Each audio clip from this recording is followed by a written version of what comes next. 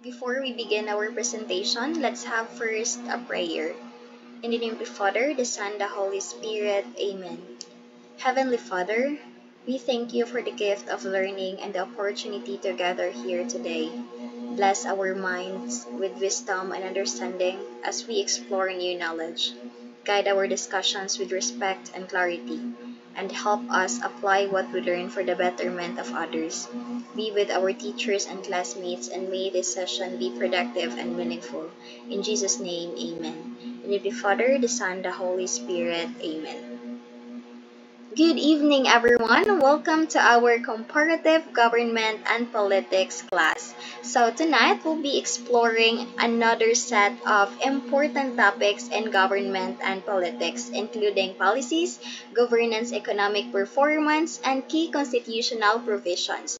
But before anything else, let me introduce to you the members of Group 3.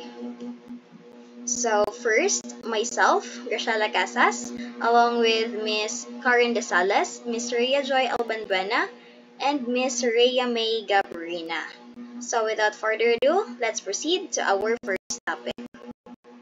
So once again, good evening everyone. I am Graciela Casas, and I am your first reporter. And tonight, I'll be talking about something that affects all of us, whether we realize it or not. So I'm talking about the policy making process. So, policies shape the world we live in, from the laws that govern our safety to the system that helps us access healthcare and education. But have you ever wondered how these policies are created?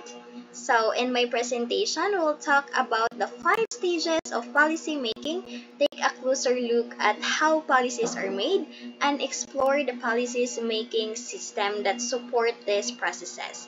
And by the end of my discussion, you'll have a better understanding of how policies come to life and how it affects our daily lives. So, without any further ado, let's get started. So, let's define first what is a policy. So, policy is a formal plan or set of rules designed to guide actions and decisions within an organization, school, or government. So, a policy is simply a plan, or it is a set of rules that is created to guide how things are done in a specific place, like a school, a company, and even in the government. Now, ipagpalagay natin na ang policy ay tulad ng isang compass for a hiking group. Just as compass helps everyone to stay on the right path, ang policy din ay gina-guide niya ang mga tao or a group of people like a school, a workplace, or community so that they can make the right decisions that keep them moving in the right direction kahit na may pagbabago. Okay. So, a policy making is a cyclical process. So, pag sinasabi nating cyclical process, meaning after one cycle is completed, it naturally starts again, or it is a continuous cycle.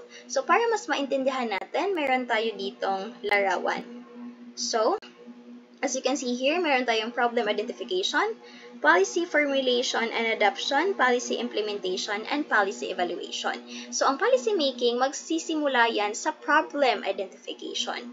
And magtatapos yan sa policy evaluation. Kung saan sa policy evaluation, malalaman natin kung ang solusyon ba ay pasado, or ito ba ay okay o kailangan itong palitan. So, pagkatapos ng policy evaluation, babalik na naman sa policy identification at magtatapos sa policy evaluation. So, ganyan ang kaniyang cycle. So, that is why it is called a cyclical process. Now, policy making involves several steps, and it begins with identifying a problem. Of course, we have to recognize a significant issue that requires government action. So, identifying a problem yan ang pinaka umpisa sa paggawa ng policy. So for example, sabihin natin ang ating issue or ang ating problema uh, is managing waste in a city. So ipagpalagay natin na the city notices that trash is becoming a big issue.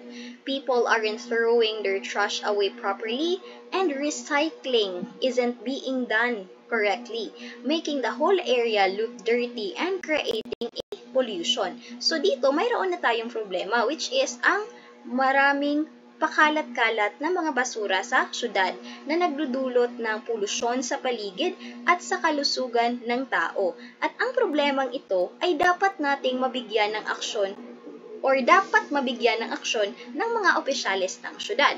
So dahil meron na tayong problema, ang susunod na mangyayari is we have to identify or we have to develop a solution.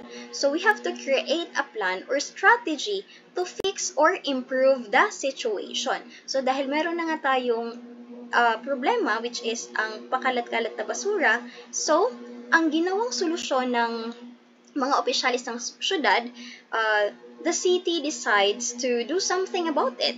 So they come up with a plan to make it easier for everyone to recycle and dispose of trash correctly. So part of the plan might be adding more bins around the area, which is ito ay malaking tulong upang mabawasan ang mga basura. So kailangan nating magdagdag ng maraming basurahan, along with launching a fun, engaging campaign that teaches people how to separate their waste into recycling, compost, and regular trash. So after natin mag-develop ng solution, ang susunod na mangyayari is we have to implement the policy. So we have to put the plan into action through laws or regulations. So, pagpalagay natin na meron na tayong solusyon. So, ang ginawa ng mga opisyalis ng syudad, so the city start making things easier by adding new bins around with a clear label so everyone knows where to put their trash. So, they put up friendly signs and hold community events bringing people together to keep our spaces clean and green. So it's more than just following rules. It's about everyone doing their part to make a real difference. So dahil meron na tayong na-implementa na policy, ang susunod naman na mangyayari is we have to evaluate the outcome. So, in evaluating the outcome, we have to review how well the policy worked and making adjustments if needed. So, ipagpalagay natin na after a few months, the city checks to see if the area is cleaner and if the people are following the new recycling rules. If there's still a lot of trash or people aren't recycling correctly, they might introduce more bins or even make the rules stricter. Dito natin malalaman kung epektibo ba ang inimplementang solusyon o hindi. So, sa evaluating the outcome na step, natin malalaman kung yung solusyon ba na inimplementa ng mga opisyalis ay mabuti or kinakailangan pa ng improvement. So again, policy making is a continuous cycle that starts when a public issue is recognized and people push the government to take action. So the government then creates and implements a plan to address the problem. So after that, the policy is put into action and it is evaluated to see how effective it is.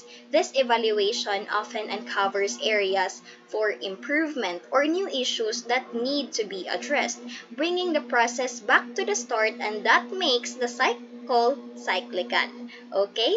So, dahil tapos na tayo sa policy making steps, we have to proceed to the 5 stages of policy making process.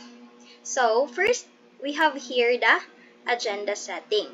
So, these stages, by the way, of the policymaking process are very crucial because they help ensure that policies are effective and serve the needs of the public. So again, ang unang steps or stage ng policy making process ay ang agenda setting. So, sa agenda setting, this stage is crucial because it helps prioritize which issues are most important and need immediate attention. So, without this step, the government might focus on less pressing matter while ignoring bigger problems that affect people's lives. So, sa agenda setting, pinipili nito ang mga issue na may malaking epekto sa buhay ng tao tulad ng healthcare o edukasyon. Kung kaya naman, kung ano yung pinakamalaking issue or mas nangangailangan ng atensyon, yun ang pinaka-inuuna sa agenda setting. Pagkatapos ng agenda setting, the second stage is policy formulation. Sa policy formulation naman, dito, once the issue is identified, nag-iisip na ng mga posibleng solusyon kasama ang mga eksperto, ang komunidad, at ang mga leader. Ang policy formulation, it's like a brainstorming kung paano ba aayusin ang mga problema ng ating kapaligiran sa pinaka-practical na paraan. So, that's policy formulation. So, after policy formulation, we have policy adoption. So, policy adoption, the adoption stage is where the decision makers make the final call to approve or reject a policy. So, sa policy adoption, it's like getting approval for a new idea before it can go into action. So, sa policy adoption, kailangan nating malaman muna kung approve ba ang solusyon or reject. So, kung ito ay okay, pinapasa ito ng mga opisyales para gawing batas at masimulan ang implementasyon. So, after the policy adoption, the next stage is the policy implementation. So, the implementation stage turns the ideas into action. So without this stage, a good policy would remain just a plan with no effect. So sa policy implementation, it ensures that the policy is put into practice and that resources are allocated properly to achieve the desired outcomes. Okay? So, pagkatapos ng policy implementation, the last stage is ang policy evaluation. So, policy evaluation, reviewing policy effectiveness, gathering feedback, and making improvements if needed. So, this step ensures that policies continue to meet their goals or adjust to changing needs. So, sa policy evaluation, pagkatapos ma-implement, mahalaga na i-check natin kung ang polisiya ba ay gumagana. Kung hindi, kailangan natin itong baguhin para maging mas epektibo. So, that's the policy evaluation. So, again, sa policy evaluation, dito natin malalaman kung ang inimplementa bang solusyon ay pasado o ito ba ay nakakatulong o kinakailangan itong i-improve or meron pa tayong dapat baguhin para mas maging epektibo siya. So, again, the 5 stages of policy making process are: first, the agenda setting, policy formulation, policy adoption, policy implementation, and of course, policy evaluation. Okay, so now, let's proceed to the making of policy. So, paano ba ginagawa ang mga patakaran? So, una is detailed steps in policy creation. So, policy creation involves researching issues, consulting experts, drafting options, and reviewing potential impacts.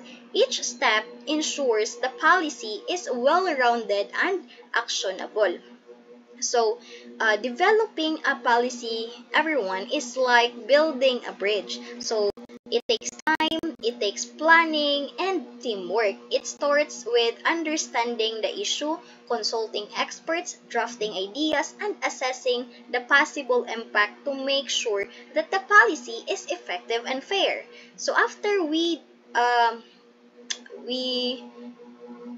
have a detailed steps in policy creation, ang susunod naman na step is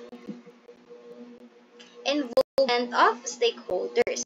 So, stakeholders such as the public, the experts, and political leaders are essential voices in the process of making a policy. So, because their insights bring real-life perspectives and make the policy stronger and more relevant to people's needs. And lastly, challenges and consideration. So, sa challenges and consideration, policy making isn't easy. So, hindi talaga madali ang paggawa ng patakaran sapagkat ito ay kailangan pang dumaan sa mga proseso, and it requires balancing different interests, finding resources, and thinking about the long-term effects, and successful policies are built with patience, flexibility, and a commitment to fairness. So that's all for the making of policies. First is we have to uh, create a detailed steps in policy creation, involve stakeholders, and we have to know the challenges and the considerations. So now, let's proceed to the policy making system. So, the definition of the policy making system. So, the policy making system is the structure that guides how policies are created, adopted, and enforced within a society. It ensures that each step is organized from identifying issues to implementing solution. So the policy making system is like a step-by-step guide. It guides the community to follow and solve the problems and make things better. So it starts when someone notices an issue that needs attention, like improving education or protecting the environment. And people then come together to discuss and decide on the best solution. Once everyone agrees, so ang mangyayari, the plan becomes a rule or policy. And steps are taken to put into action. And finally, they check it if it's working and make changes if needed. It's all about working together to create a better society. So, ang policy making system is pare-pareho lang talaga siya sa policy making and also sa 5 stages ng paggawa ng policy ng paggawa ng mga patakaran. So, policy making system ay mayroong 5 components. So, una ay ang input. So, nakapaloob sa input ang mga issue and concerns raised by the public, groups, or organizations that need attention. Sa institutions naman, these are government like courts, legislatures, and agencies that handle policy making. And when we say processes, this is the step-by-step cycle of making policies from identifying problems to creating and evaluating solution. And feedback loop, this is how people respond to the policies leading to changes or improvements if needed. Okay, so next slide. Policy, the importance of the policy-making system. So, the policy-making system connects the needs of the public with government actions, ensuring that policies remain responsive, effective, and adaptable over time. So, the policy-making system serves as a bridge between the public and the government. It ensures that the needs, concerns, and priorities of the people are addressed through meaningful actions, and by continuously gathering input and feedback, the system helps create policies that are not only effective but responsive, also capable of adapting to changing circumstances and societal demands over time. And it reflects to the dynamic interaction between the citizens and their government, fostering accountability and relevance in governance. So, I guess that's the end of my report, and I truly hope that you were able to learn something new or gain a better understanding of this topic. Thank you so much for giving your time and attention. Now, I'd like to pass things over to the next presenter. The virtual stage is all yours. Take it away, Miss Karen.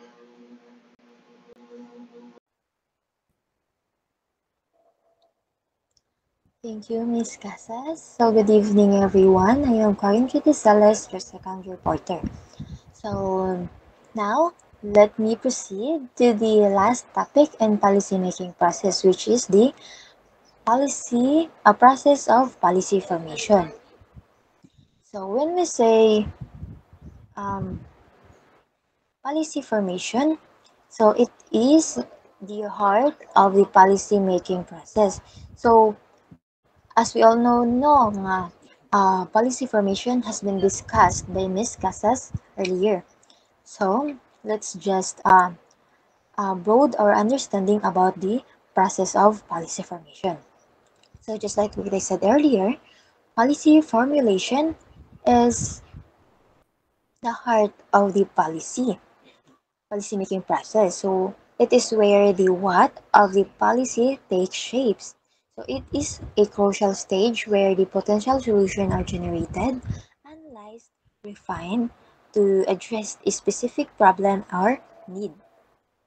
So, ito ay isang mahalagang yugto na kung saan ang mga potensyal na solusyon ay nabuo, sinuri, at pinino upang matugunan ng isang partikular na problema o pangangailangan.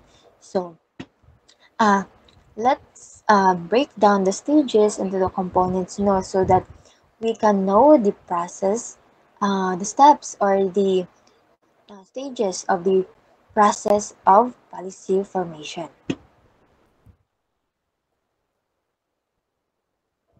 Next slide, please.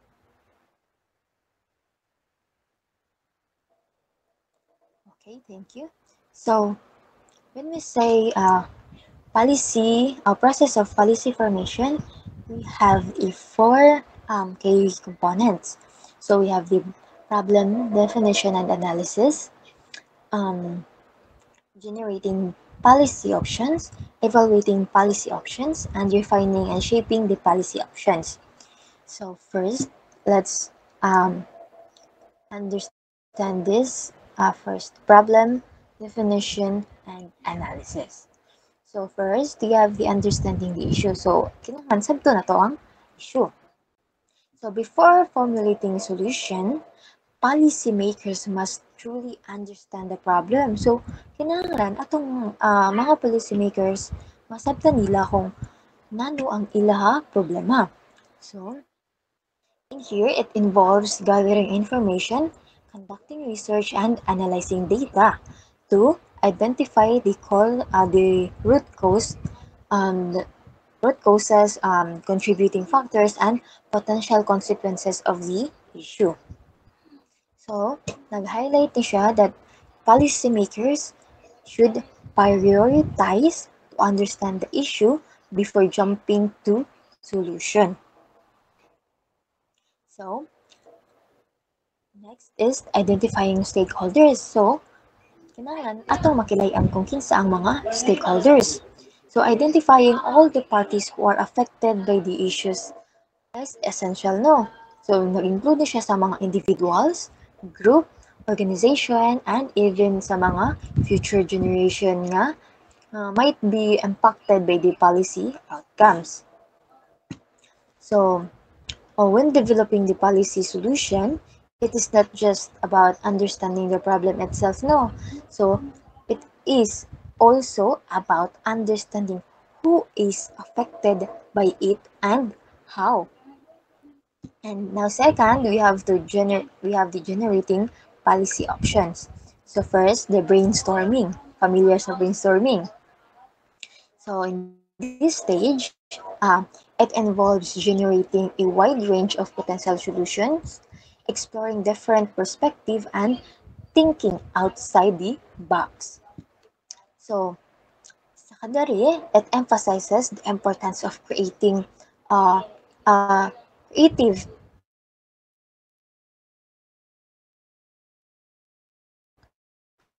creative thinking sang solution nga gi-develop.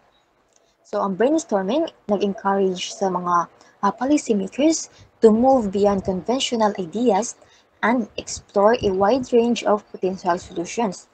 So, nag-involve ni siya sa mga nag-involve ni siya of generating ideas freely and considering different perspective, and also, just like I said earlier, think outside the box.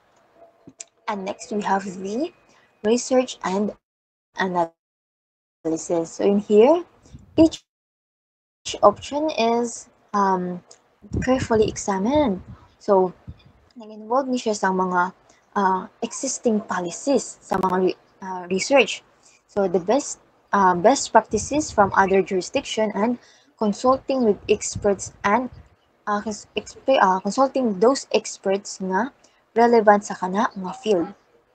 So, it's not enough no to simply brainstorm the ideas. So each option kinahanglan gayud carefully examined to ensure the feasibility and the effectiveness. So kinsa man sad kuno no nga kinsa man sad ang kandak-an nga policy nga wala siya kay bawo para asa og para kang kinsa, og epektibo ba siya, og makatabang ba sa mga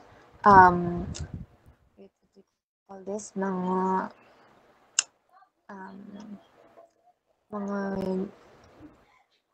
people here sa atoang country. So nag-involve ni siya sa mga reviewing sa mga existing laws, mga regulations, ug sa mga policies nga related sa kana nga issue na sa kana nga mga issues nga aron masabtan kung nag-work ba na siya or wala. And third, we have the evaluating policy option. So when we say evaluating policy option, we have the feasibility. So in here, policymakers assess whether the option are practical and can be implemented with the existing resources and constraints.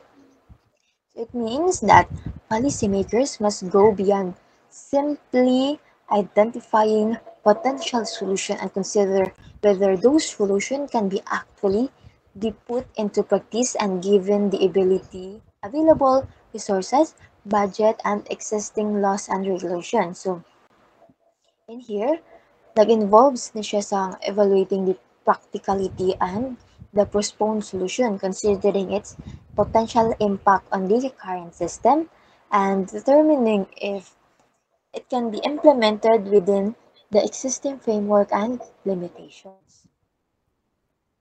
So next we have the cost effectiveness. So the potential cost and benefits of each options are being weighted against each other to determine the most efficient and effective approach. So means that when you have to multiple options, you have a multiple options to choose from. So you need to consider both the expenses involved or the cost and the positive outcomes you expect or the benefits. So when we say the cost, so mao na siya, nag-include na siya diha ang mga everything na imong gi-spend, like money sa imong gi-spend nga money ngadto sa katong option. So for example, katong mga materials, labor, time, resources, etc. When we say naman sa benefit, so mao na sila ang mga positive results that you gain from choosing that option. So this could be improved performance, increasing efficiency, and higher student engagement, and etc. So fourth is the impact assessment. So the potential positive and negative impacts of each options are carefully considered, including na ang social, economic, environmental, and ethical implications. So means that when making a decision, you need to go beyond just the immediate benefits and costs.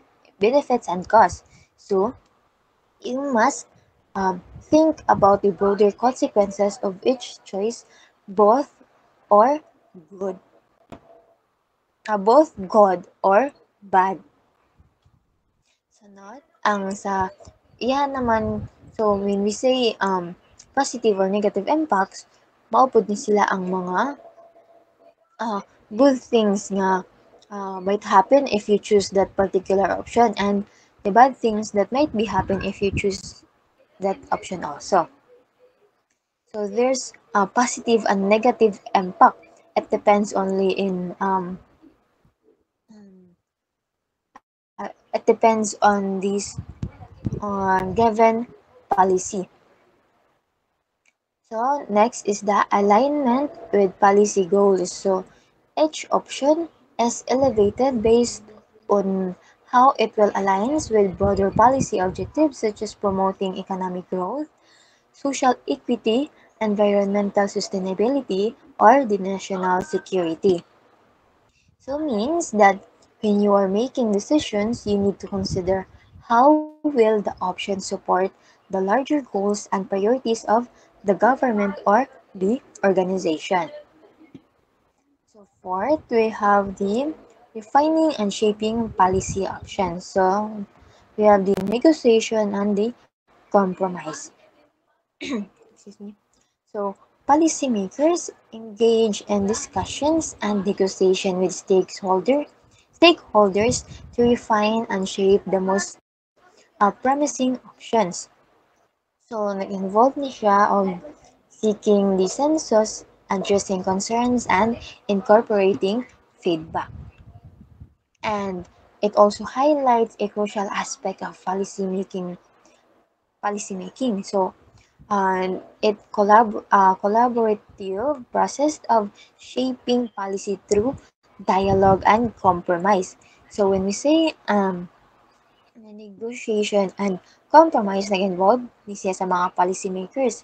So kani sila, these are the individuals or groups that responsible for creating and implementing policies, often elected officials on government agency or mga expert.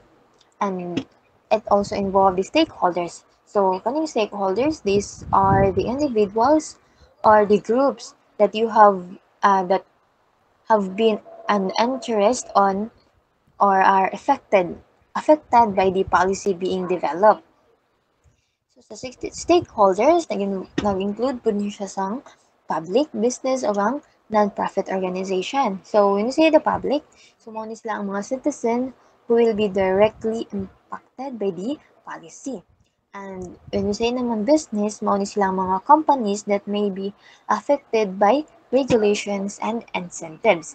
And sa non-profit organizations naman, mauni sila ang mga groups or groups advocating for specific interest or causes. So by engaging in negotiation and compromise, no, so policymakers can create policies that are most effective and equitable and sustainable.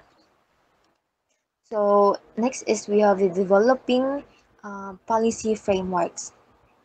So in here, the chosen option is further developed into a comprehensive policy framework. So na-include na diri ang defining goals, objectives, strategies, and implementation mechanism and evaluation criteria. In here, it describes the process of turning a choosing option into a concrete plan of action. So it's like taking the general idea and turning it into a detailed blueprint for success. So by developing a comprehensive policy framework, the policymakers can ensure that their chosen option is not just an idea, but a well-defined plan with clear path to success. So, those are the process of formation.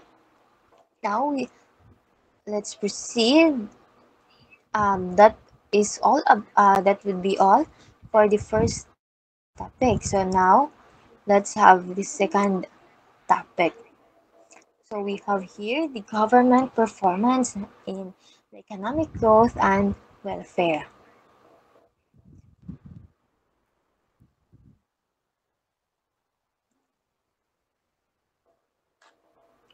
So in here we have the first topic. In the second option, we have the relationship between good governance and economic growth.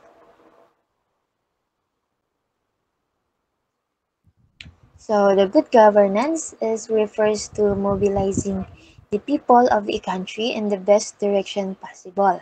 So it requires the unity of the people and society and motivates them to attain political objectivity. So in other words, it ensures the uh, proper utilization and proper utilization of all the resources of the state for its citizens, which ensures sustainable development. So, according naman sa World Bank in 1992, good governance is central to creating and sustaining an environment which fosters strong and equitable development, and it is an essential complement to sound economic policy. So, good governance um, is a complex concept that emphasizes the principles and practices that guide the effective and ethical management of a country's affairs. So it's not just about the government, no. So it involves interactions of all actors in the society, including citizens, business, civil society organization, and international institutions. So governance needs some parameters to make a good to make it good. So sa what sa ako ang gihatag nga definition, it can be said that the good governance has some characteristics or indicator for the establishment of sound economic. So nag-ensure po na siya sa mga relationship between the state and the civil society. So from the studies ng World Block, World Bank document and several studies, there are 8 major characteristics of good governance. So those are the um, so first we have the participation, second is the rule of law, third is the transparency, fourth responsiveness, fifth consensus oriented, six is the equity and inclusiveness, seven is the effectiveness and efficiency, and lastly is the accountability. So those are the 8 major characteristics of good governance. Ay, back please. Okay. So let's identify each of these characteristics. So first is the participation. So when we say participation, it is an important step uh, for mobilizing people to participate in decision-making process, and it can be directed or indirected, but participation needs to be informed and organized. So the aims and objectives of political rights would be fulfilled gathered by greater participation of the people in the society. So the legal framework represent the rule of law, which ensures impartiality in terms of participation in decision-making process of the governments. So citizens are actively participate in the governance process directly or through representative institutions. So in here, nag-include ni siya some freedom of association and expression, fostering an informed and organized civil society. And next, we have the rule of law. So, it is also another important characteristic sa good governance. So, it needs a fair legal framework to establish a rule of law and a society. Remember that no, that we need a fair legal framework to establish the rule of law and a society. So, the rule of laws ensures the impartiality which helps to protect human rights. So particularly who is the most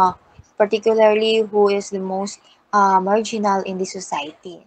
So the independent judiciary system kay mao ni sila ang mga independent judiciary system kay nag-impartial sa nature ug ang mga incorruptible policy incorruptible police force are mao na silang mga key element nga mag-ensure sang rule of law. So third is we have the transparency. So governance needs transparency for the fair delivery of services of the citizens. So it ensures a balance between policy making and its enforcement for following proper rules and regulations. So it enables the citizen to access governmental information regarding with the various policies and their implementation fairly.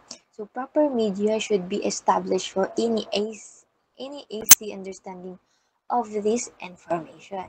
So fourth, we have the responsiveness. So responsiveness has a basic necessity of the administration which can motivate the relationship between administration and the people. So nag-required ni siya sang sufficient service to the people with a specific time.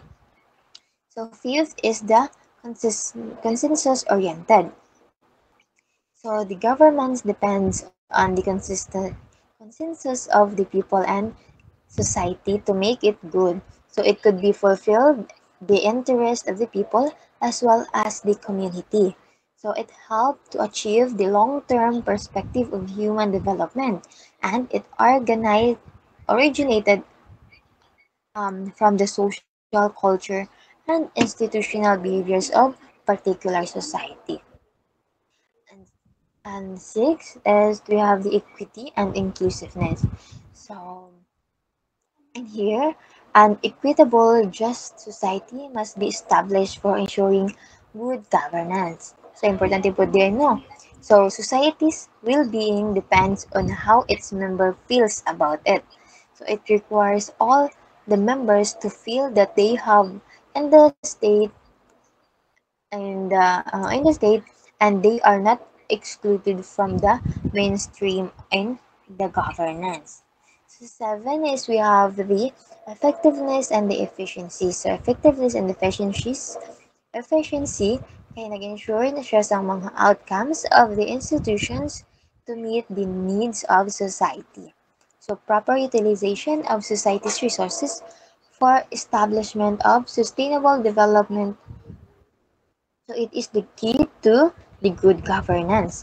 So nag-ensure ni siya sang sustainable use of natural resources of protection of the environment. So next is the accountability. So accountability is one of the most important characteristics of good governance. So it is good governance depends on how accountable government is. So as well na ang mga private sectors ang civil society organization. So to their people and their institutional stakeholders. So without transparency and the rule of law, accountability cannot be established. So remember, without transparency and the rule of law, accountability cannot be established. So now, let's proceed to the next slide, which is the importance of good governance. So, first, we have the economic development, social development, and political development. So So economic development. So without good governance in the state, the economic development of the state is not stable. So all elements of economic development such as some production, distribution, investment, and even sa mga consumption face nag-face sa various obstacles. So if a good governance is established, so this obstacle will be removed and fair distribution of the state resources will be possible. So next is the social development. So good governance is essential for social development. So the rule of it does not end only with economic development. No, okay? The result of development ensure that every class of people in the society enjoy the basis of fairness, and people of different religions, castes, and classes live in the society. So now, if there is no fair distribution of wealth among these people, so katong di pa mention ganina, society, social discontent will be increased. So again, no, the proper distribution of wealth is not enough. So we have to make arrangement so that minority of the people can walk without fear. So in the same way, various reforms of law have to be enacted to reduce the gap between men and women in the society. So third is the last one, we have the political development. So in here, its relationship with political development is quite important. So in here, if if the political leaders of a country are not active in establishing good governance, then its establishment in the country is not possible. So its success depends on the largely on the sincerity of political leadership and adherence to the rules and regulation of the political establishment. So, the constructive cooperation between the political institution and political parties and the formulation of programs for the welfare of the people may play an important role sa pag-establish ng good good competition and good governance among themselves. So for example, in a democracy, so mutual cooperation between the government and the oppositions helps to establish in the country. So next slide please. Next is we have the next topic. It's all about the good governance and the economic performance. So, so good governance refers to all relationship in organized group and and ha, and has with a social structure. So with the through legislation, norms, authority, or language. So it is carried out with the government of a state, a business, or a system. So governance is how rules, norms, and activities are formed, maintained, governed, and held liable. So the level of formality is determined by an organization's internal regulation and its external businesses associates. So familiar na sa governance, no? So next is how good governance drives economic performance.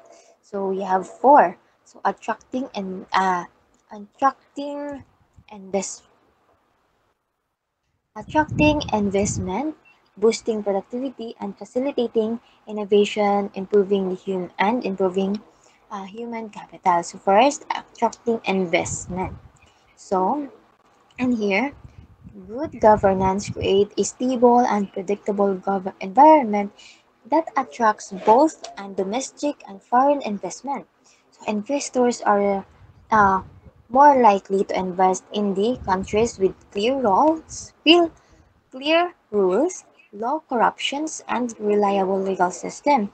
So kaning uh, clear ro- clear rule sorry for that clear rules, low corruptions and reliable legal system. So kana nga mga key elements sa good governance kay nag-inspire og trust and confidence sa mga investment.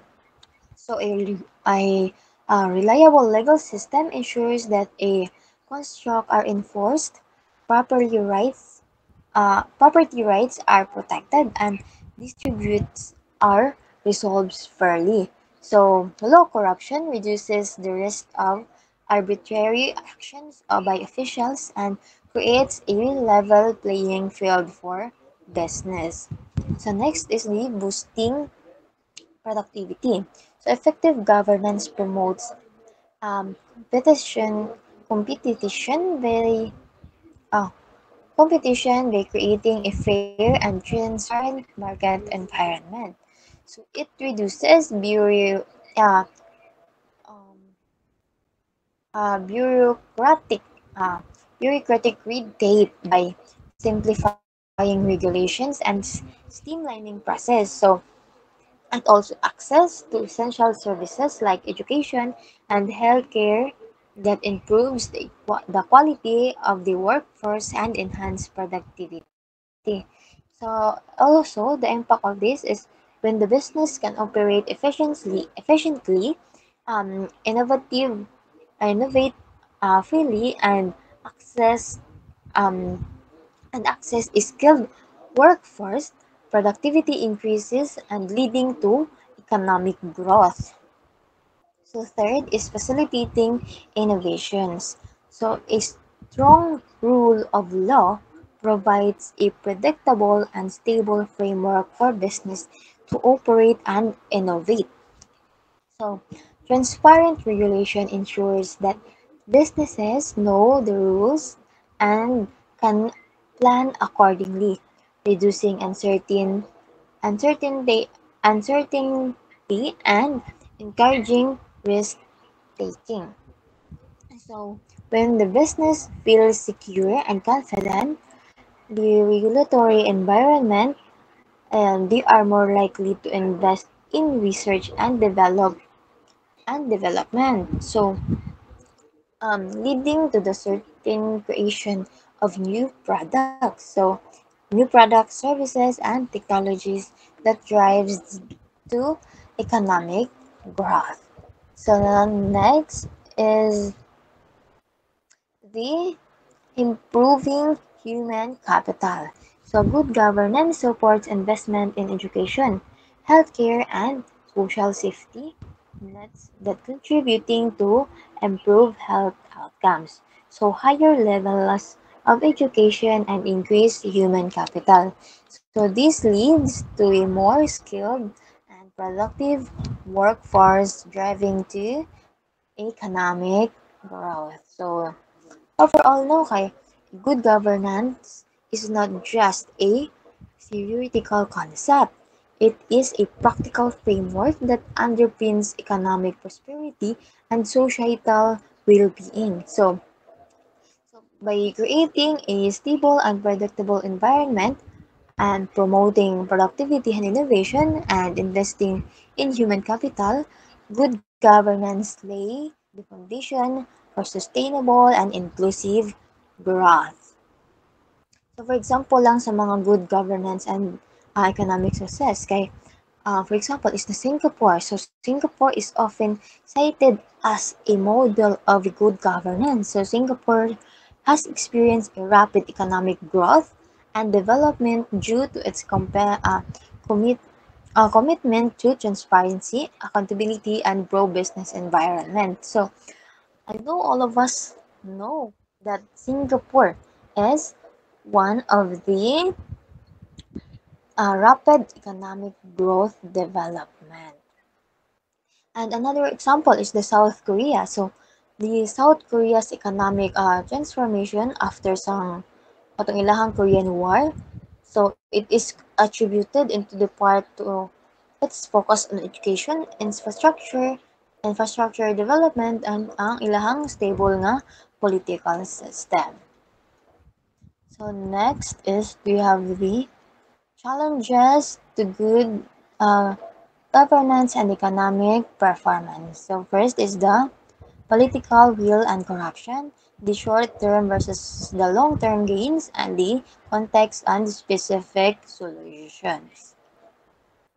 So when we say political will and corruption, so there will be a strong political will. So when we say a strong political will, the governance requires all uh, genuine commitment from political leaders to tackle corruption and to enact meaningful reform. So this it means no nga this it means that prioritizing transparency and accountability and the role of law over a personal gain or maintaining the status.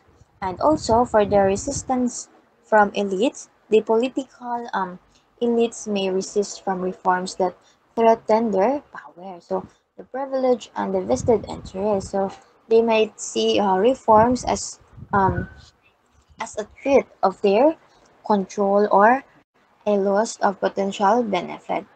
So next is we have the short term and versus the long term gains. So when we say short term, so negative impacts. So governance reforms can sometimes lead to short-term economic distribution as vested interests resist to change and existing systems are disrupted. So it can make it difficult to maintain political support for reforms, especially na sa mga face of immediate economic challenges. And when we say naman sa long-term benefits, ang long-term benefits of good governance are significant of outweigh and essential challenges.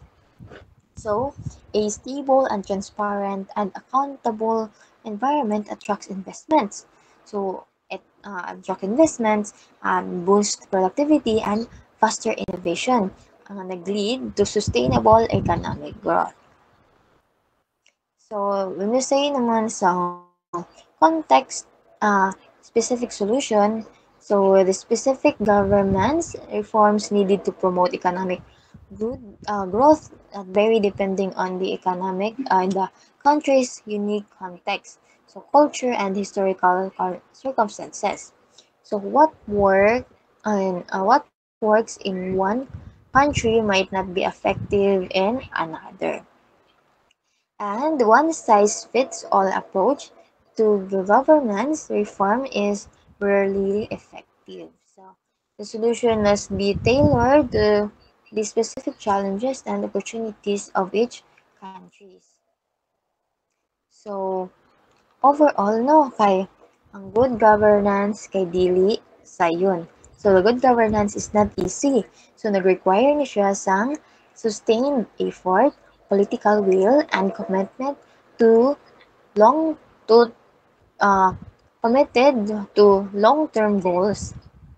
And also, the obstacles to good governance are real. Tinood mo na may mga obstacle ang good governance. So, ang mga political resistance or short-term economic pressure and the need of the context-specific solution all present in all are the present challenges. And next is the benefits of good governance outweigh the cost. So, a well-governed societies attracts investments, promotes innovation, and fosters a more productive and equitable economy. So, overcoming these challenges, so it requires a combination of strong leadership and public engagement and a commitment to building institutions that promote transparency, accountability, and the rule of law. So, that would be all my topic. I hope you learned something, and if you have any question about it, you may ask lang sa GC or you may PM me. So, that would be all. Thank you, and let me call on the third reporter, Miss Rhea Joy Alban Buena. Thank you. Okay, thank you, Ms. Karen De Salas. I am the next reporter. My name is Reggie Albanvana, and I am going to tackle the effect of welfare and economic performance on good performance outcomes. Next slide, please. Okay, so when the government achieves good performance outcomes, the following areas benefit significantly, especially this area in welfare. So first, we have poverty reduction. So in this, we know that poverty is one of the greatest issue here in the Philippines. So when the government achieves good performance outcomes, so unsa may resulta ani sa poverty? Yes, it will reduce. So, welfare programs provide financial assistance to poor families, leading to short term relief from extreme poverty. So, effective welfare programs such as financial aid and targeted subsidies directly elevate the economic struggles of low income families. So, reducing poverty leads to increased participation in the workforce, boosting productivity, and contributing to overall economic development. So, next area in the welfare in our country is the education. So, if good ang performance outcomes atong government, so ma-improved ang education. In this, conditional welfare programs such as the Pantawid Pamilyang Pilipino program. So we all know what program is this from the government, right? So uban nato diri kay member aning for peace. So in this, it is required school attendance as prerequisite for assistance, encouraging children from poor families to stay in school. And its benefits is that higher school attendance and improved educational outcomes equip children with the knowledge and skills needed to break the cycle of poverty. So, when better education opens opportunities for higher paying jobs, reducing income inequality and fostering a more skilled and competitive workforce. So, lastly, is health improvements. So, welfare programs that mandate regular health checkups ensure that beneficiaries, particularly children and pregnant women, receive necessary medical care. And it improved access to health care that reduces the rates of preventable diseases, enhances maternal and child health, and lowers healthcare costs over time. So, a healthier population contributes to a stronger labor force, leading to higher productivity and economic resilience. So, in conclusion, when welfare programs are well implemented and aligned with the national goals, they create a ripple effect of improved quality of life, better economic prospects, and reduce social inequalities. These outcomes not only address immediate needs but also foster long term and sustainable development. So I hope no nga these welfare programs are being given equally in our society, and I hope that all people like kita kay kanang maka-benefit sad ani sa gipanghatag sa government. Okay, so next slide please.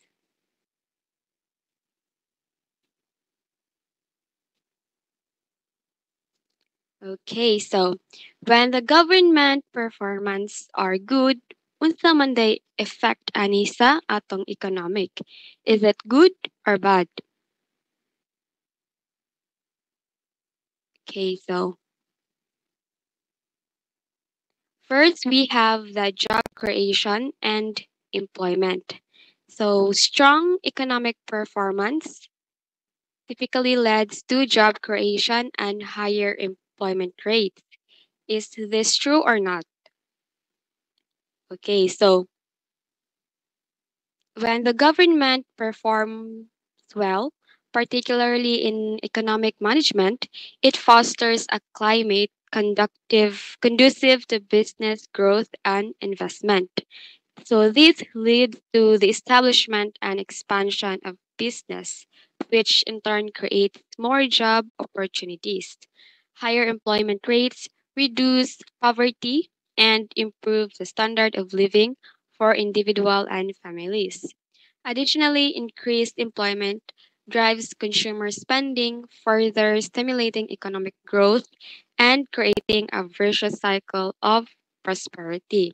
Correct. So if if nice ang economy, syempre daghan kayo opportunity, right, na kanang mag-open og job. So katong mga pila na ka years nga unemployed kay pwede na sila maka-apply and maka-earn for their everyday living. The next is the public infrastructure and services. So, strong government performance allows for efficient allocation of resources to critical public infrastructure projects like kanang mga investments in schools, hospitals, roads, and transportation systems, in which it enhanced the accessibility and improved the quality of life for its citizens. Okay, so for example, no, better schools led to improved education outcomes, while modern hospitals enhance healthcare delivery. And also, these infrastructure projects also generate jobs, right? So during their construction and create long-term economic benefits by boosting productivity and connectivity across the region. Okay, so the last is the increased tax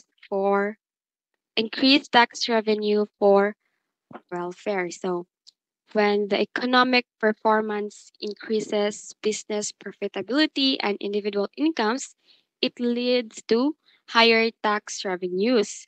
And with more funds at its disposal, the government can expand welfare programs such as healthcare, education, housing, and social security. So these programs support the most vulnerable members of society, reducing inequality and ensuring that economic benefits are shared broadly.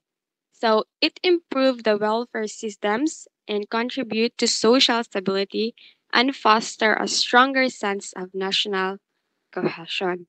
So overall, when the government has good performance, it translates into tangible benefits for citizens by fostering economic growth, creating jobs, building infrastructure, and improving welfare systems. And by managing the resources effectively and prioritizing inclusive development, the government can significantly enhance the quality of life and ensure sustainable progress for the nation. Okay, so next slide, please. Okay, so for the next topic, we have the corporate governance, firm performance, and economic growth, and its theoretical analysis. So first, we will discuss about the corporate governance. So what is this corporate governance? So I know that all of you are already familiar with this kind of governance, but in this, its definition is it is a system of by which companies are directed and controlled. Board of directors are responsible for the government of their companies.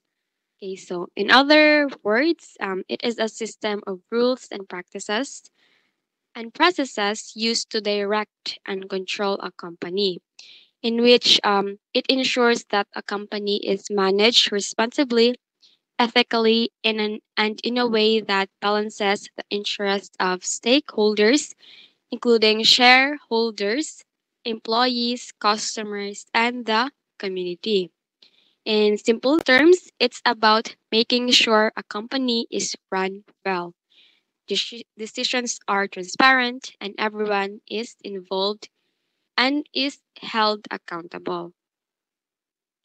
So, establishing and implementing these practices involves balancing the interests of a company's many stakeholders, in which it includes the people like employees, shareholders, senior management, and customers, suppliers, lenders, local, state, and federal governments, and also the community members and group.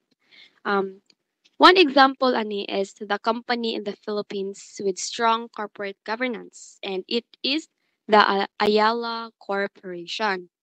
As one of the country's largest and most respected conglomerates, Ayala Corporation adheres to strict governance practices, ensuring transparency, accountability, and ethical decision making across its diverse business units. So that is the example of the corporate governance. So next we have the code of corporate governance, in which it has to promote transparency, accountability, and fairness in the management of corporations. So it refers to a set of guidelines, principles, and practices designed to ensure that corporations are managed effectively. So these principles are critical for building trust with stakeholders, including shareholders, employees, customers, and the community. So first, we will talk about promoting transparency. So transparency no, is a very important role jud sa usa ka kumpanya, especially basta magdwell na og kanang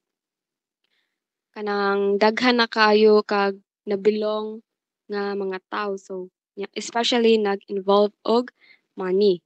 So transparency in corporate governance means that a company openly shares relevant information with its stakeholders, including financial reports, business strategies, and management decisions. So from the word openly shares, so dapat kanang open jud ka sa tanan, like bawal ang mga secret kung unsa na imong gipagawas tira nga mga information, kay it will affect the company.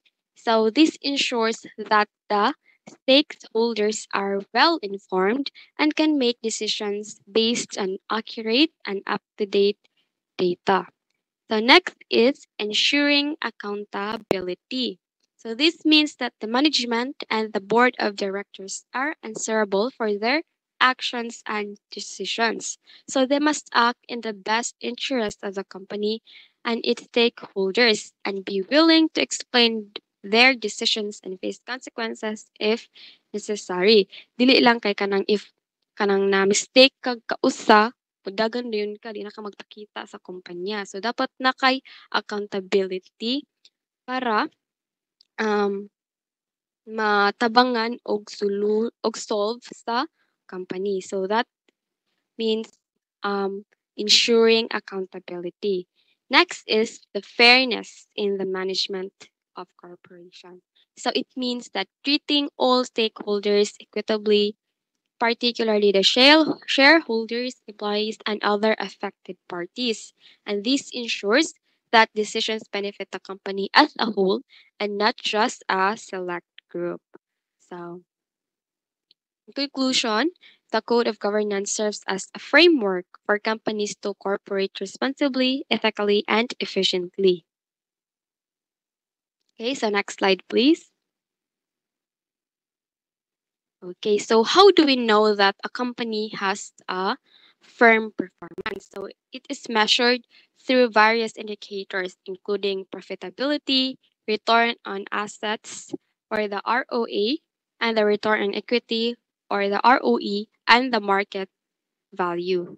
So first we have the profitability. So it refers to a company's ability to generate income relative to its revenue, assets, or equity. In simple terms, kung naaba sila'y kinansya, naabay nahimo nga ginansya ang kumpanya sa ilang kitrabaho. So that is the profitability.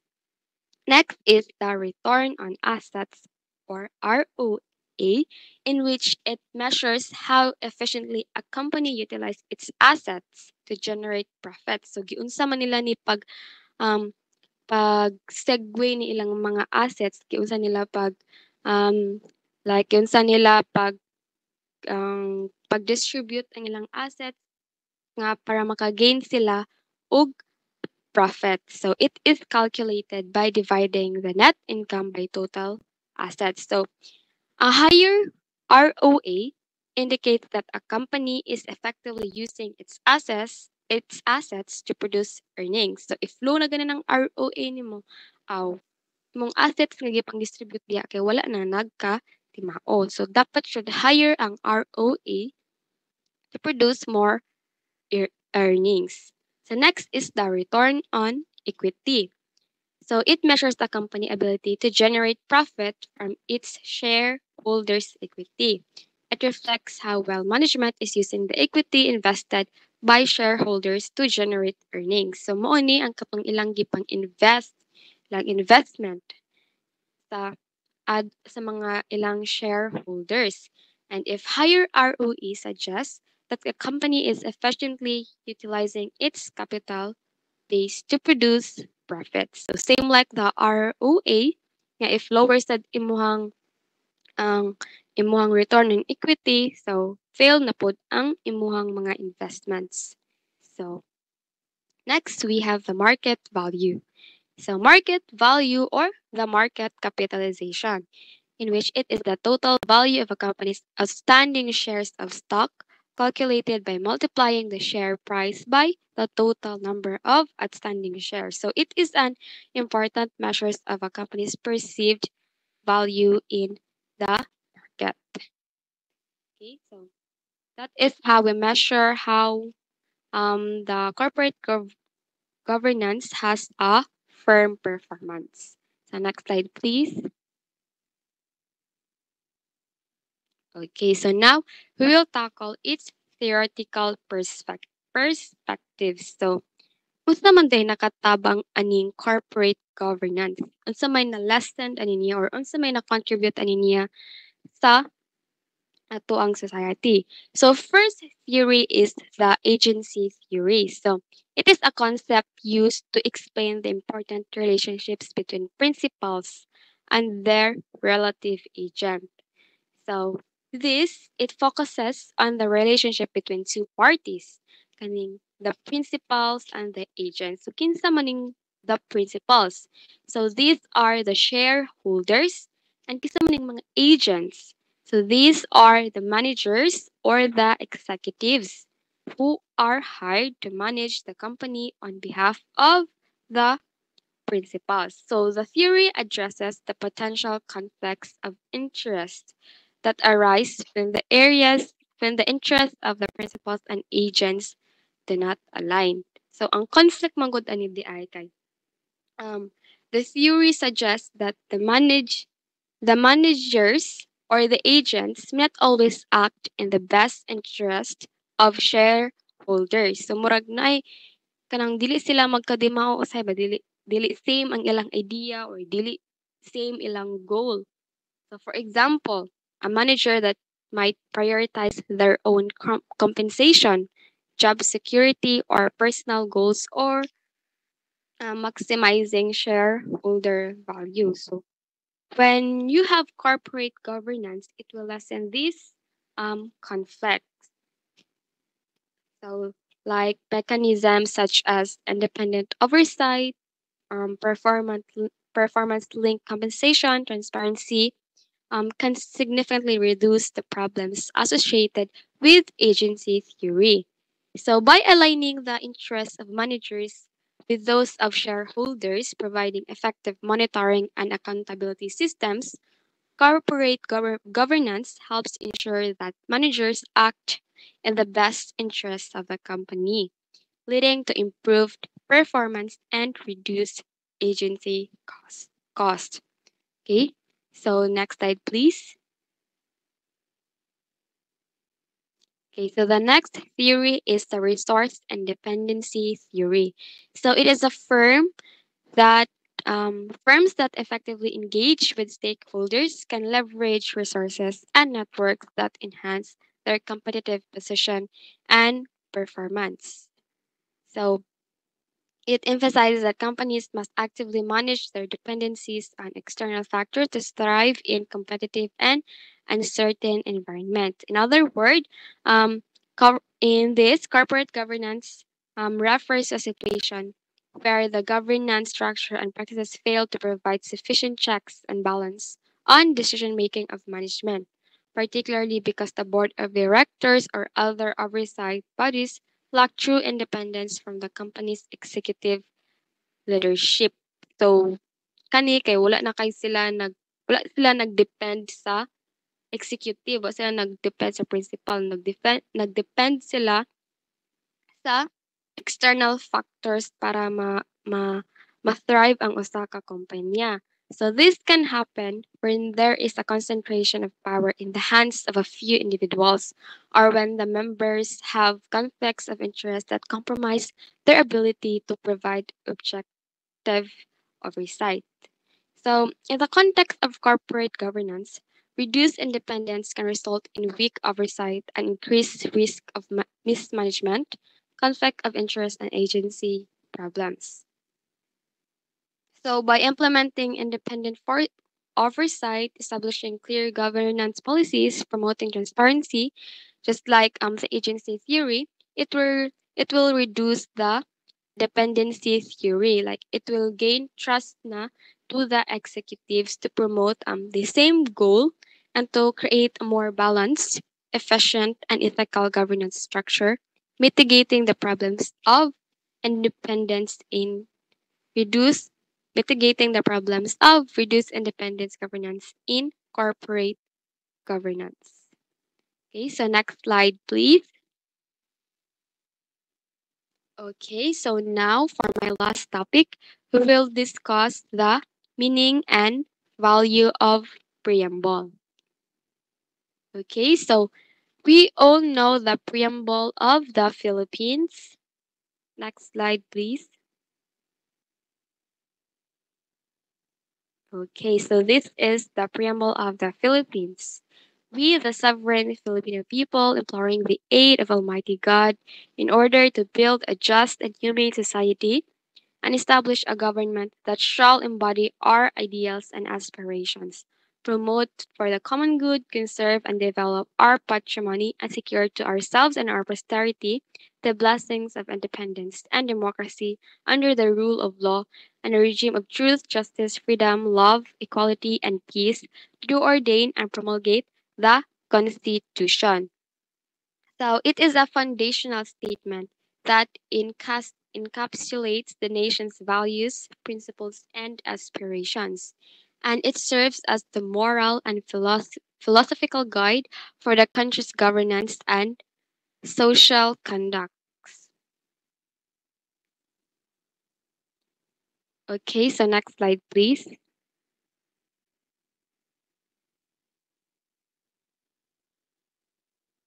Okay, so the meaning of the preamble is it reflects the aspirations of the Filipino people for a just, compassionate, and progressive society. So it serves as the guide vision for the government to ensure the well-being of all citizens, protect the national heritage, and uphold the democratic values.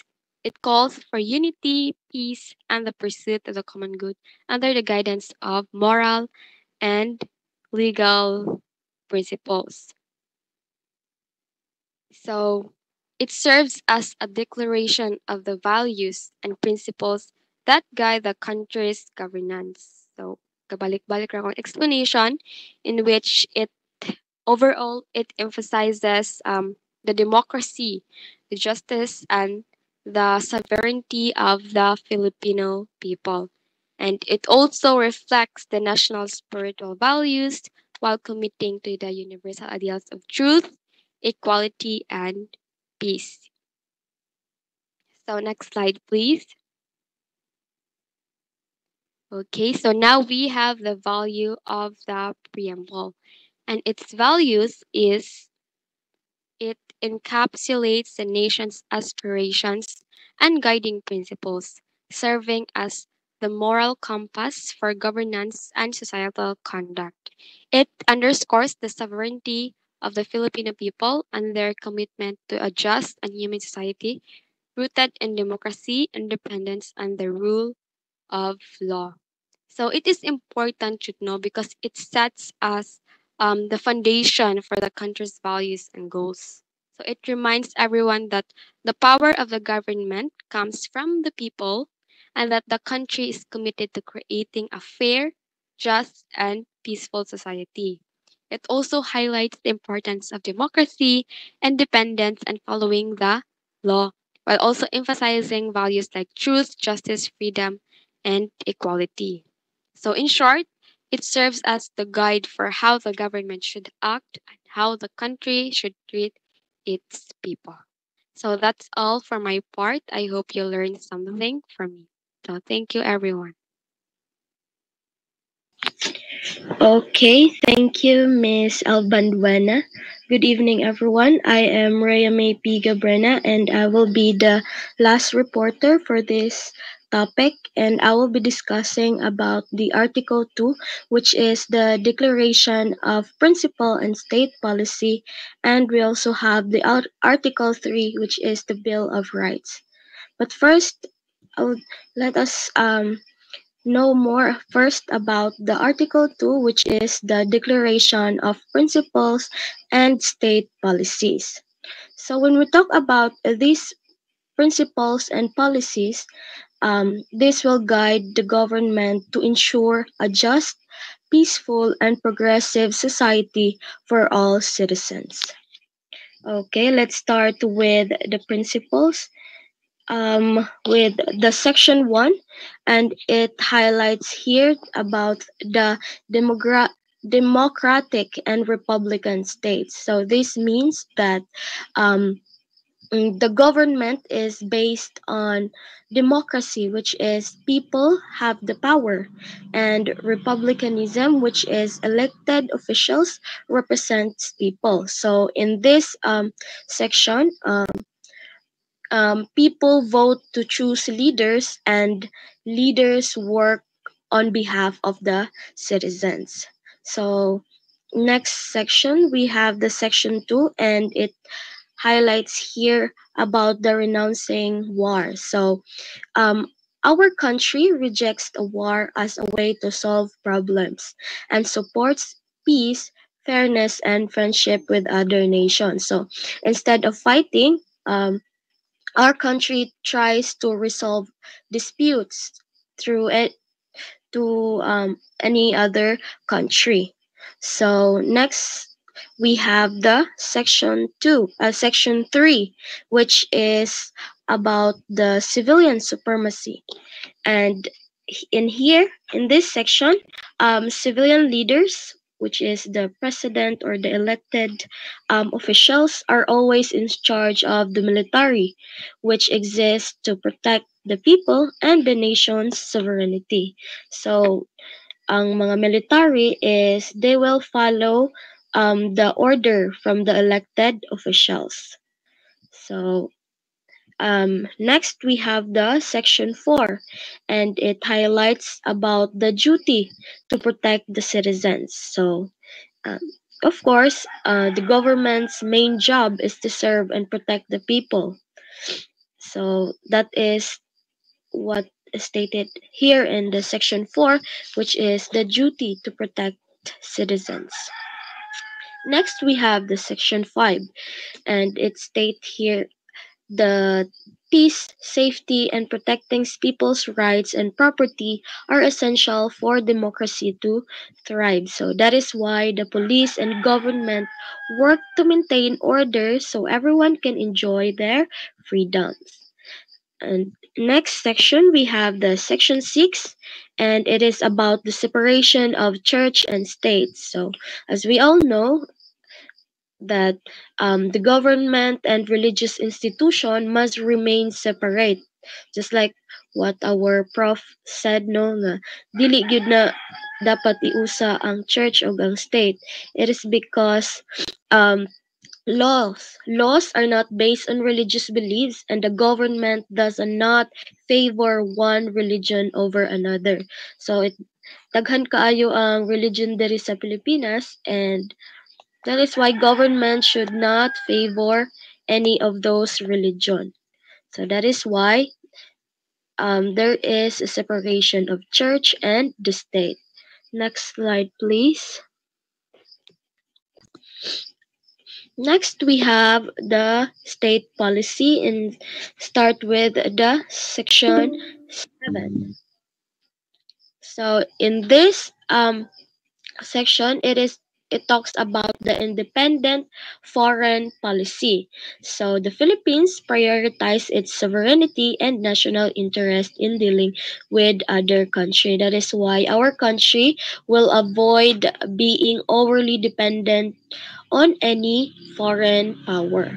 So next section is about the freedom from nuclear weapons. So of course, atong country is wala nag-allow sa nuclear weapon, and no country can store or bring nuclear weapons into the Philippines. So makakuan gyud tano nga dili pwede ang nuclear weapons sa ato nga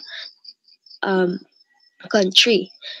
Next section, we have it highlights here. In the section 9, it highlights the social order, which is the government aims to reduce poverty, provide services, and improve the quality of life for everyone. That is why there are a lot of programs nga gihatag sa mga government, no, para like kanang libre nga pagskwela, sa healthcare, and also housing help create opportunities for the poor. Section 10, we have the social justice.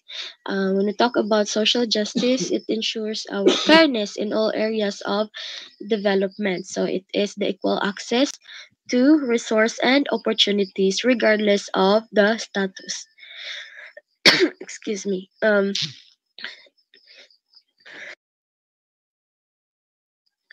In section 11, which is the respect for human dignity. So the government values and respect human rights for all individuals. So there are laws that protects people from abuse, discrimination, or exploitation. Next section, we have section 12, and it is about the family protection.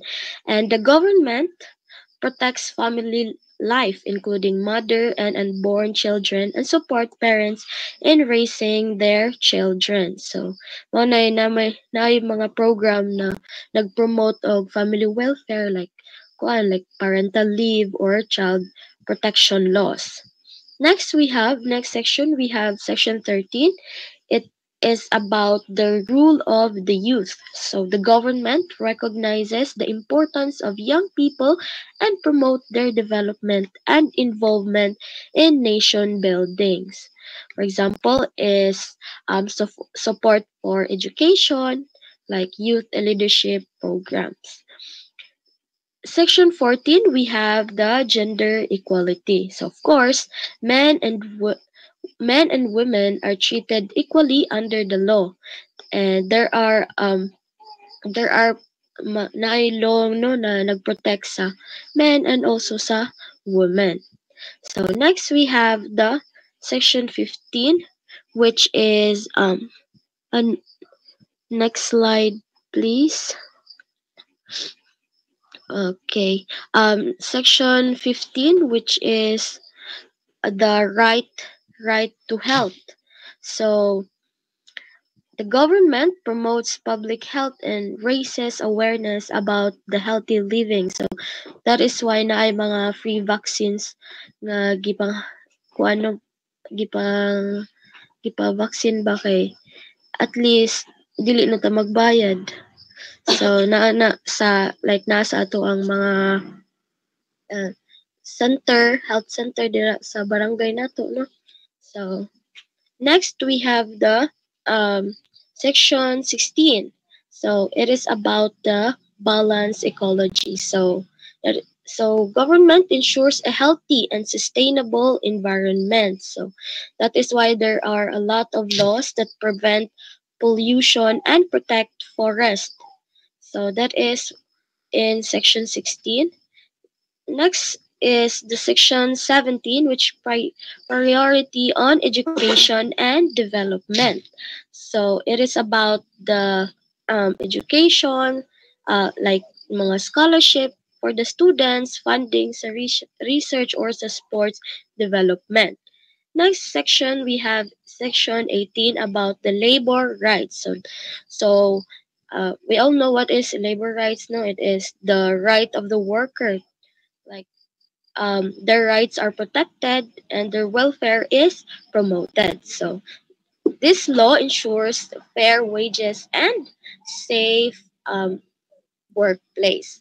So next we have section 19, independent economy. So the government supports a self-reliant economy controlled by Filipinos. So they encourage local businesses and industries to grow. Of course, dapat gina nato encourage ang mga local business, no, ug mapalago ang local business nato kaysa sa mga business na lain na country ang ang tag-iya. So next we have the section 20. Section 20, we have the role of private sector. So private businesses are essential for development and investment and are encouraged. So incentive for business to invest in infrastructure or job creation. Next, we have the section 21. It is about the rural development. So the government focused on the developing rural areas and reforming agriculture. So that's why they provide support for farmers and building rural infrastructures. Next section, we have section 22. It is about the indigenous rights. So the government recognize and protect the right of indigenous communities. So there are laws to preserve ancestral land and cultural traditions. Next, we have section 23, which highlights the community organizations. So non-governmental organization and community groups that help the nation are encouraged. So supporting volunteer group that assist in self and disaster relief. So section 24, it is about the communication and information. That is why government values communication and information role in nation building, and and the government promote access to internet and media para makabaw ang tanang tao sa ato ang Pilipinas. So next section, we have section 25, and it is about the local government autonomy. So local government have the freedom to manage their own affairs, like cities and towns create their development plans. Next section, we have section 26, and it is about the equal opportunities. So the government ensures the equal chances to hold public office and works to eliminate political dynasties. Like example, laws to prevent family from monopolizing political positions. Section 27, it is about honesty and anti-corruption. So the government ensures fights corruption and promote honesty in public service. That is why karang gihigpitan gid nila ang pagkuana ning corruption, no, but then again naagihapon ni ang corruption. So I don't know og nagamit ba ni nga section, no, kay naagihapon ang mga corrupt. So the next section, lastly, we have the section 28, which is the transparency. So the government makes its activities and transaction open to public except for those limited by the law. Example sa kay katong nangayo ta sa annual budget, and gitagaan ta nila sa ilahang annual budget nga flow, no? So, it is because na ay transparency. So, makita nato ang ilahang mga budget or ilahang mga contracts. So, that is all for the article. This guides the government to ensure a just, peaceful, and progressive society for all the citizens. So, next we have the Article 3, which is the Bill of Rights. Okay, since our time here is almost done, we'll just change to the other Google Meet link.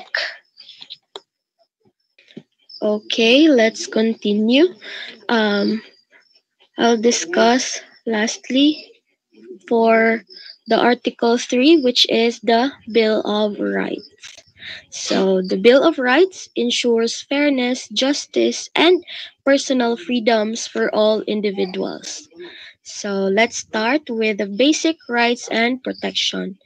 So, Section 1, which is the right to life, liberty, and property. So, this means that you cannot lose your life, freedom, or property without proper legal procedure.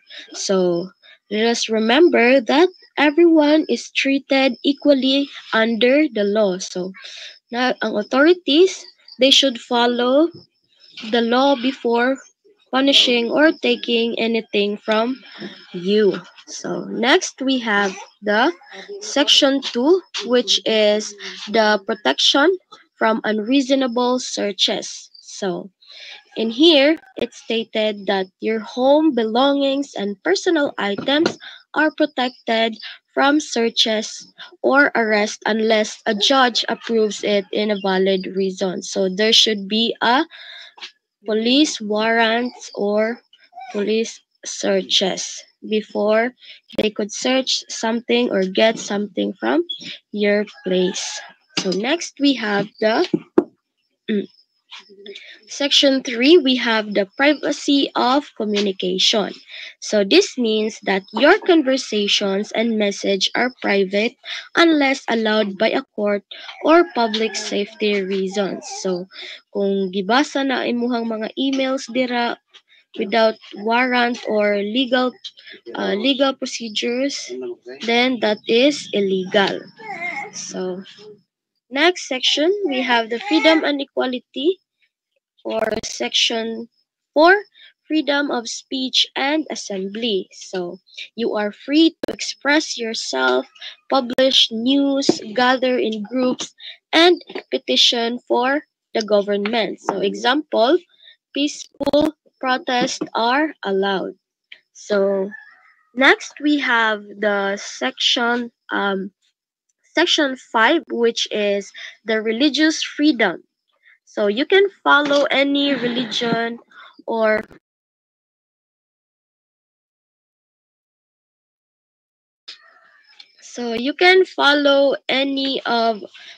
religion or no religion. So the government cannot favor one religion over another, just like what I've said earlier. So you cannot be forced to follow that specific religion. So next we have in the section 6, we have the freedom to choose where to live. Of course, you can live or travel anywhere unless restricted for security, health, or safety reason. So you can live wherever you want because you have the freedom to choose where to live. Next section, we have section 7, which is the access to information. So, as we all know, we as a citizen can access the government's document and records for public interest in some legal exceptions. So example, you can request to see how public funds are used. So because we are allowed to access the government's information. So next we have the section. Hello, I'm so sorry everyone na out ko. How about now? Nadunggan ra ba ko? Okay, thank you, Miss Karen. So, again, so I will continue with the section 8, which is the right to form associations. So you can form or join like union or club or lawful purposes. So you have the right to form association. So next we have the section 9, which is the fair compensation for property. So the government cannot take your property for public use without paying you fairly. So if they will use your land or like road, so they must be or you must be compensated. So next section we have section 10, which is the protection of contracts. So laws cannot interfere with the existing agreements or the contract. So government cannot cancel a legal business deals. So next we have the section 11, which is the access to justice.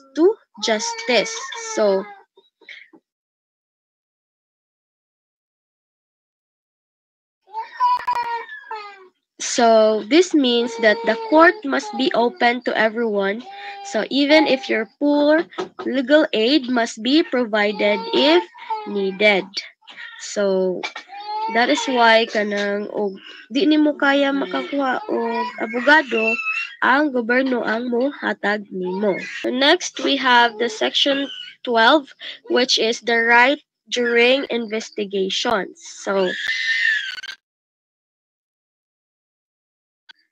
So you must be informed for your rights, like remaining silent and having a lawyer.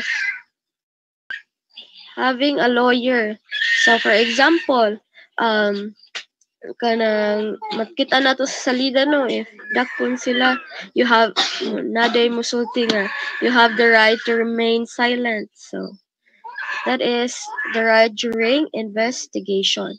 Next we have the right to bail. So this means that you can be released on bail unless you're charged with a severe crime and there's nothing strong evidence against you. So a person awaiting trial can stay out of jail by paying bail. So next section we have the section 14, which is the right to due process. So this means that you are presumed innocent until proven guilty. So trial must be fair, speedy, and public. So you cannot be convicted without clear evidence. So next we have the section 15, which is the protection against arbitrary detention. So authorities can only suspend the writ of habeas corpus in case like rebellion or invasion. So I'm so sorry for that. Section 15. Let's continue to section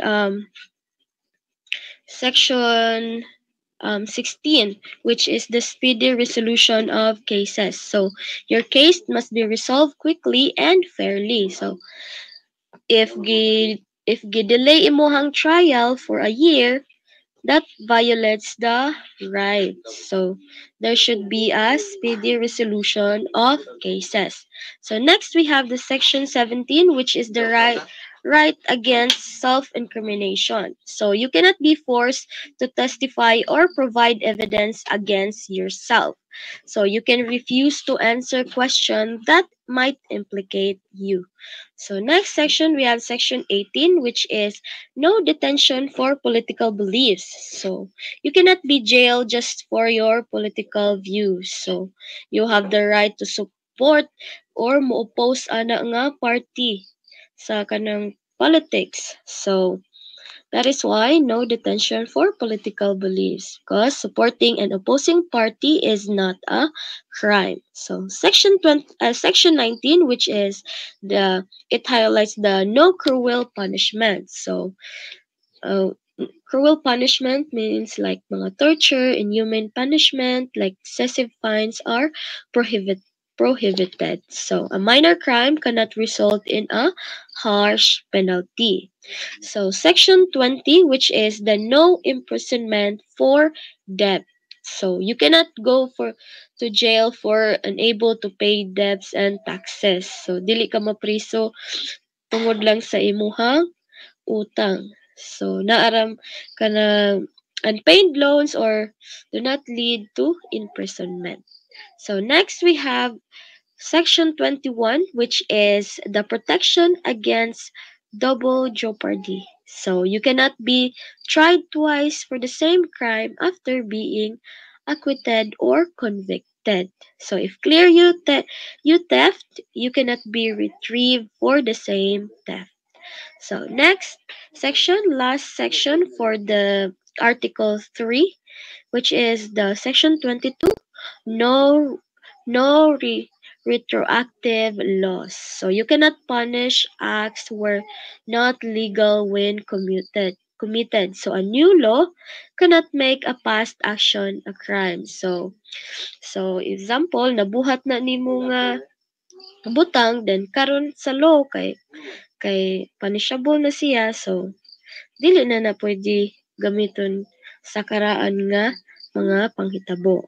So that's all for the Article 3, which is the Bill of Rights. So let us remember that um, this Bill of Rights ensures fairness, justice, and personal freedoms for all individuals. So it prevents abuse by authorities and protect your fundamental rights. So that's all for our topic, and I hope you learned something.